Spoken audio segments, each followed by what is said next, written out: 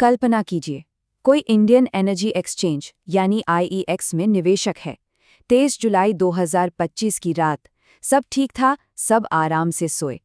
लेकिन अगली सुबह जब आंख खुली तो बाजार में जैसे भूचाल आ चुका था। आज हम इसी फाइनेंशियल ड्रामे की परतें खोलने वाले हैं। एक ऐसी कहानी जिसने पूरे स्टॉक मार्केट को सचमुच हिलाकर रख दिया था। और भूचाल कैसा? 23 से 24 जुलाई सिर्फ एक रात में आईईएक्स के शेयर की कीमत धड़ाम से नीचे गिर गई। और ये कोई छोटा मोटा उतार चढ़ाव नहीं था, बिल्कुल नहीं। ये एक जबरदस्त क्रैश था। एक ऐसी गिरावट जिसने निवेशकों को हैरान परेशान कर दिया। और हाँ, रेगुलेटर्स के भी कान खड़े कर दिए। लगभग 30%, सोचिए 29.58% की गिरावट, वो भी सिर्फ एक ट्रेडिंग दिन में। किसी भी बड़ी कंपनी के लिए ये आंकड़ा एक बुरे सपने से कम नहीं है। ये सिर्फ एक नंबर नहीं था, ये बाजार के भरोसे पर लगी एक बहुत गहरी चोट थी।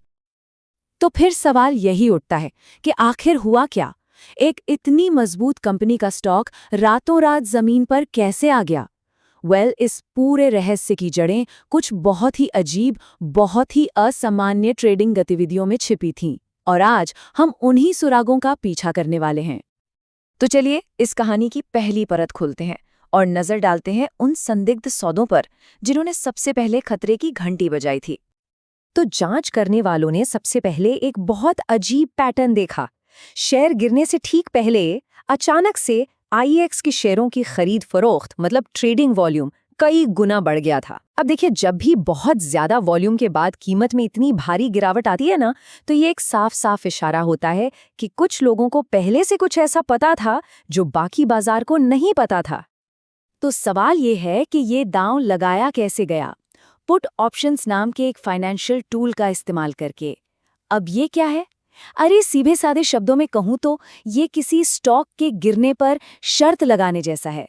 अगर आप सही निकले और स्टॉक की कीमत गिर गई तो आपको जबरदस्त मुनाफा होता है। और ये पैटर्न कितना ज्यादा असामान्य था, इसका अंदाजा इस बात से लगाइए।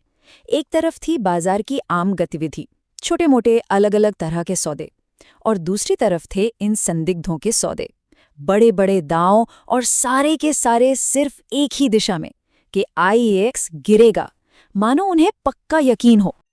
अब जाहिर है इस तरह की अजीब गतिविधि ने भारत के मार्केट रेगुलेटर सेबी का ध्यान अपनी ओर खींच लिया। और बस यहीं से शुरू हुई पैसे के निशान का पीछा करने की वो कहानी जिसने इस पूरे घोटाले की परतें एक एक करके खोल दी।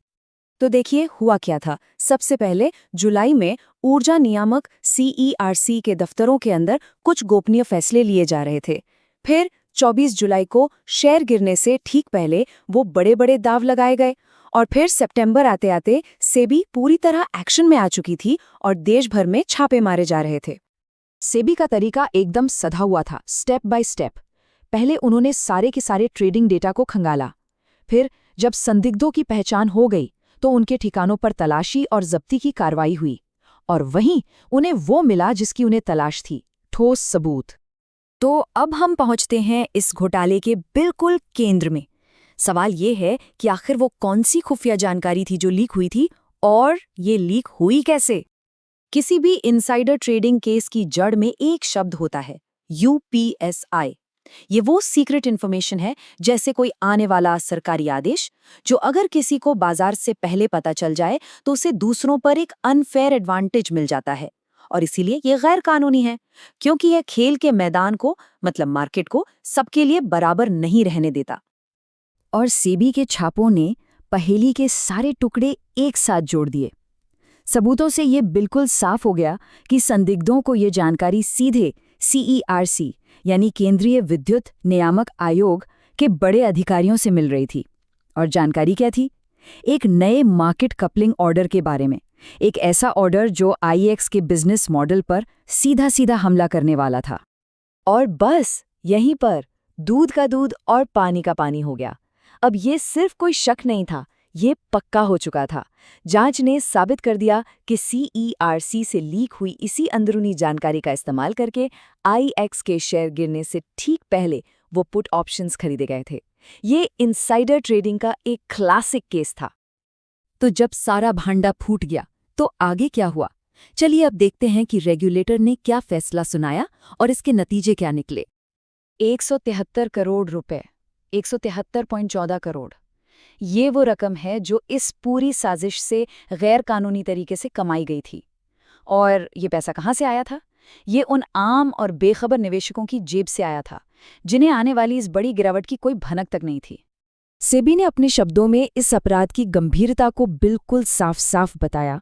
उन्होंने इसे बहुत भारी मात्रा में अवैध लाभ कहा और इस बात पर जोर दिया कि ये उन मासूम निवेशकों की कीमत पर कमाया गया जो पूरी तरह अंधेरे में थे।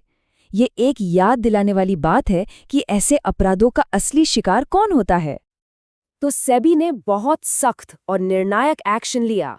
एक अंतरिम आदेश पास किया गया जिसके तहत इस घोटाले में शामिल 8 एंटिटीज को बाजार से बैन कर दिया गया और साथ ही पूरी की पूरी अवैध कमाई यानी वो 173.14 करोड़ को जब्त करने का आदेश दे दिया गया।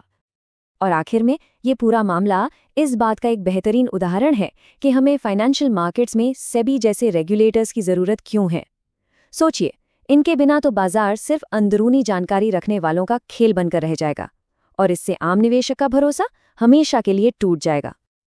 और ये सब हमें एक बहुत ज़रूरी सवाल पर लाके छोड़ देता है।